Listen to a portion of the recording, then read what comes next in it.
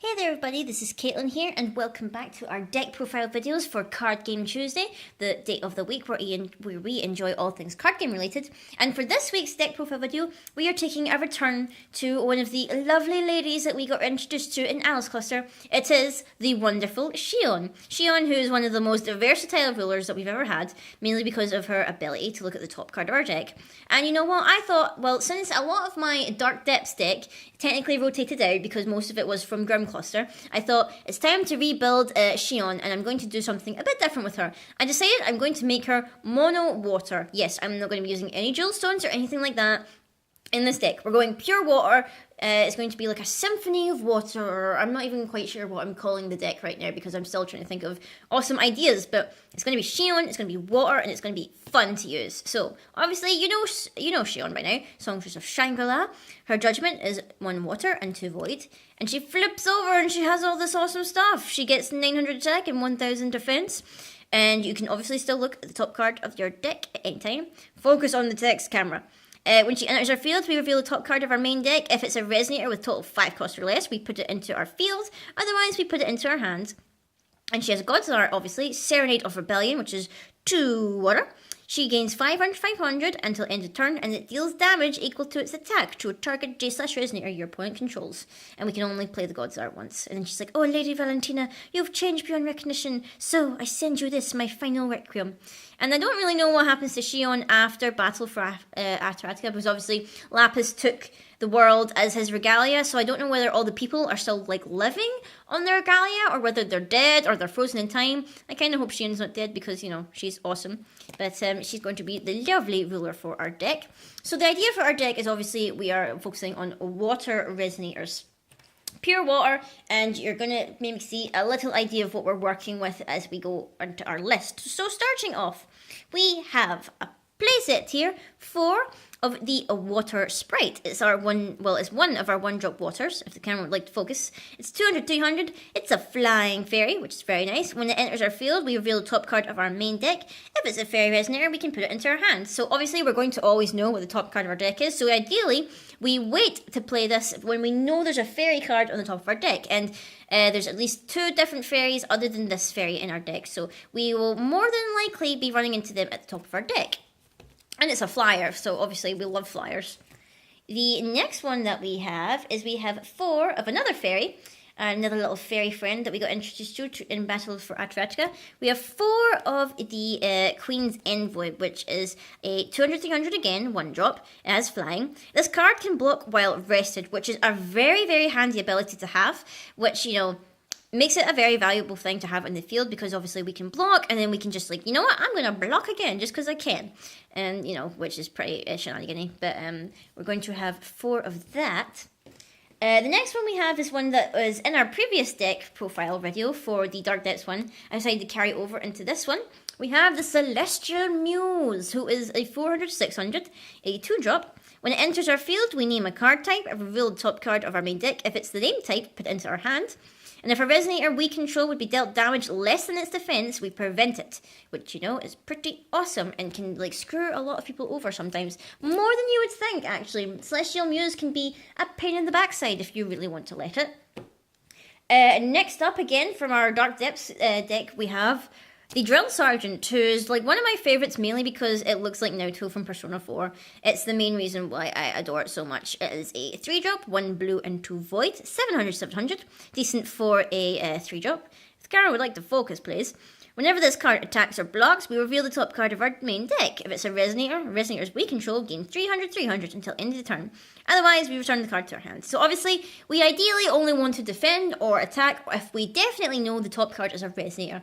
Otherwise, it would be, like, you know, a bit pointless to, like, have to bring it back to our hand after we just paid 3 to play it. And we're running 3 of it, which is very nice. I swear the only reason I've got it in here is because I just love the card art so much. But that's not a bad thing. Not a bad thing at all.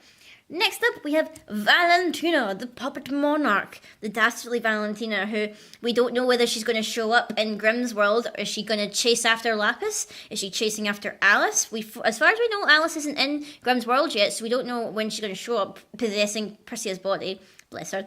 She's a 4-drop, 800. When she enters the field, we gain control of target Resonator our opponent controls until the end of the, until Well, until it is still in the field. While it is still in the field. So if Valentinal dies, they get their card back. But one of the main questions that people ask is, if Valentina steals something, does that thing have summoning sickness? Blah, blah, blah. I think in most cases, whatever she steals does technically have summoning sickness because it left a field and entered your field. So it's technically as if it's got sickness.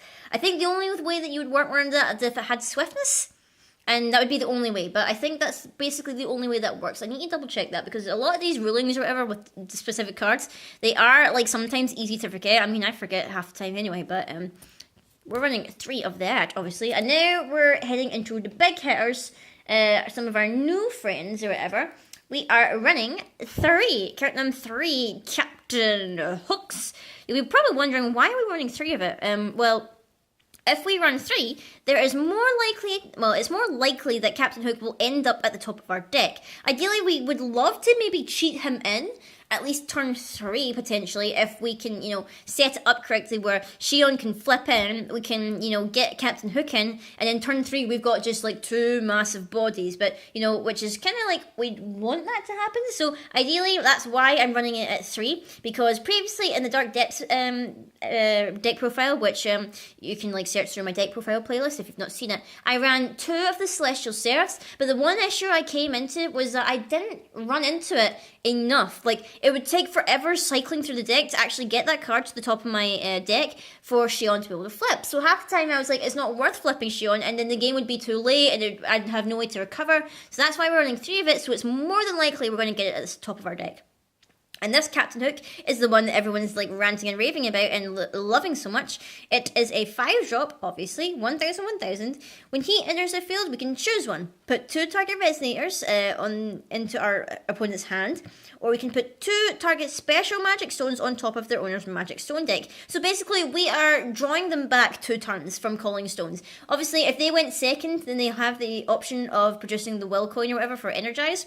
But if we know that they're definitely running dual stones or whatever, then we know that we can hurt them there and like decrease their chance, like decrease how much stones they have. Or if they've got something scary on the field, we can obviously put them back. But ideally, we would want to get rid of their special magic stones because that is most likely helping them mana fix or whatever. Mana fix, is that the term we use? Well, will fix, I suppose. And the last resonators that we are running 2 of the wonderful Fairy Queen, Titania. I think that's her name. Yeah, Titania. She is a 7-drop. She was absolutely amazing in the battle for Ataratica. Pre-release, I totally adored her. I'm pretty sure I ran 2 of her. And she won me a lot of my games most of the time because I rested stuff. She came in, she was a flying 12-12, and nobody could really stop her. As we play this card, we can rest any number of Resonators we control. We pay 2 less to play this card for each one that we rested this way. And here's the kicker here. Other Water Resonators and other Fairy Resonators we control gain 200-200. So if we manage to get the 2 of them out, everything we control is getting a 400 buff because we're running mono water, which is absolutely amazing. And she flies, and she's just so pretty, and she's awesome, and I love her. Next up, we're going into our spells / regalia / blah-de-blah-de-blah. We are running 4 of the Heavenly Instrument Hydromonica, obviously Shion's Regalia. I wonder if they're going to be bringing Regalia back into the new cluster ever. Obviously that first set there, Curse of Frozen Casket, we didn't get any Regalia, we got additions and blah blah blah.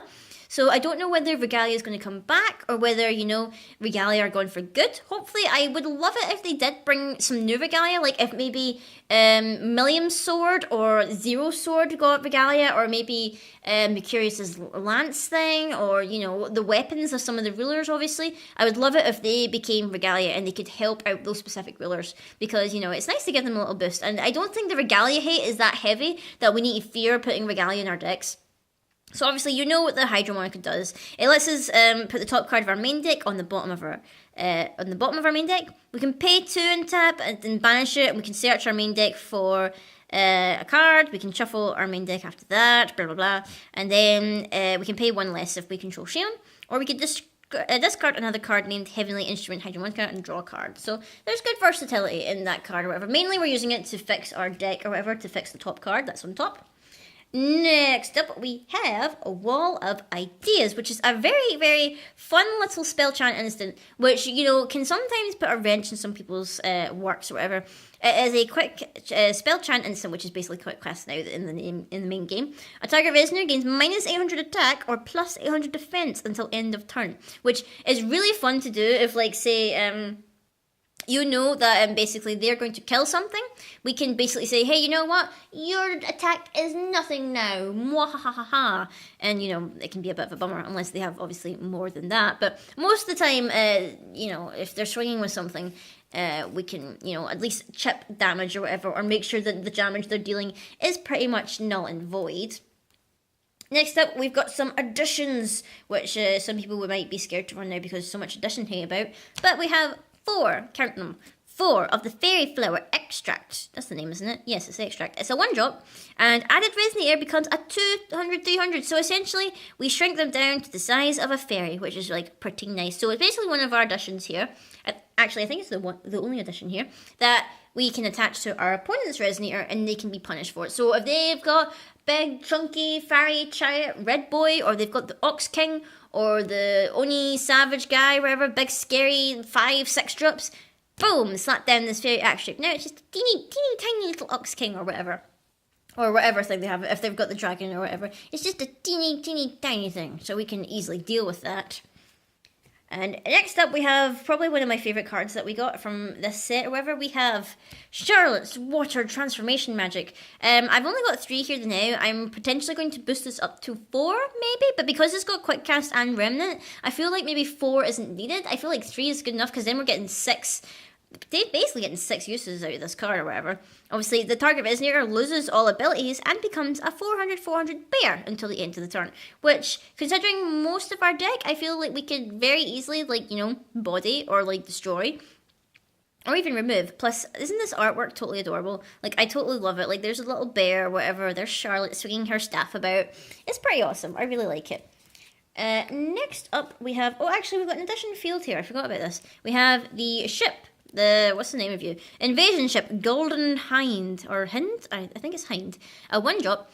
This could easily be swapped out if you have, say, the Palace of Shangri-la. The only reason I'm not running Palace of Shangri-la in this deck is because I literally can't find my copies of it. I'm pretty sure I do have copies of it because I physically remember pulling them in SKL, but I just can't find them. So that's the reason why we've got the ship. But I do suggest that you can swap it out for the Palace or whatever if you'd rather just give your Resonator, your Water Resonators a buff. But I like this because we can choose to, well, we may choose not to recover this card during a recovery phase. And the reason for that is if we pay 2 and tap it, we can rest the target Resonator and it doesn't recover during the recovery phase as long as this card is rested. So if they've got something scary that we don't want to deal with or we can't deal with right now, we can just rest this and say, hey, that thing, you're just going to rest that. And, you know, I'm going to build up a way to deal with it. So we're going to run 2 of that. And the last thing that we're running is we're running 4, right here, of Valentina's Resistance, which is a 2-drop. We return a target Resonator to its owner's hand. We can return a second one if we pay the Awakening cost, which is a 1 blue and discard a card. And Valentina is just like, don't get in my way, Puppet Monarch of Valentina. So that is the main deck, and in terms of our stones, it is well, there's only like 4 special stones, and I think if you know why there's special stones, it's obviously Shion's Memoria, which is the Hymnal's Memoria, which is a very pretty looking music box. And with this one, we can, well, we basically, when this enters our Magic Stone area, we name a card, reveal the top card of our deck. If it's that card, then we put it into our hand. So obviously, we want to check the top of our deck before we call for a stone, because we want to know for sure what is on top. And last but not least, we've just got about 6 water? I can't even speak. 6 water stones, which I chose the new ones from Curse of the Frozen Casket because it looks so pretty. It's like almost like a blue flame. It's just that way where it's like it's really rough and jagged, but it's like it's so elegant at the same time. I totally adore it. So that's why we chose those cards. Anyway, guys, this has been this deck profile video for the lovely Songstress of Shangri-la, Shion. I'm really enjoying like testing this out. However, it's been like quite good actually. It's been like testing it pretty well. Obviously, There's been like maybe a couple of hit and misses, but we're still ironing the kinks or whatever, just to make sure that we get the best build that we can for a mono water deck. It's actually quite fun building a mono one. Like I think the only other mono one I've ever built, what was it again? I can't actually remember off the top of my head. It's been a while since I've just built like a one color deck. Sylvia doesn't really count because there's a couple of, I think there's like one green spell or whatever in that one. So she doesn't count, and she's got Jewel Stones. But anyway, guys, I hope you've enjoyed this deck profile video. Leave a comment below. What do you think of this Shion build? Would you like to see, like, I know that people quite like the idea of Shion fairies because it's like a skittle deck or whatever. Or there is, like, obviously different ways you can build her. You could build, I don't even know, you could build anything with Shion. She's pretty much just as versatile, even a little bit more than Zero. So, like, you know, the options with her are endless. So leave a comment below, guys. What would you prefer to have in a Shion build? What ruler would you like me to build a deck for next? I do have a couple of ideas of which ones, but if you guys have a preference, comment below which ruler you want me to make a deck profile for next, or if you want me to show you my edited versions of the 2 starter decks that I previously got. Until next time, guys, I will see you all later.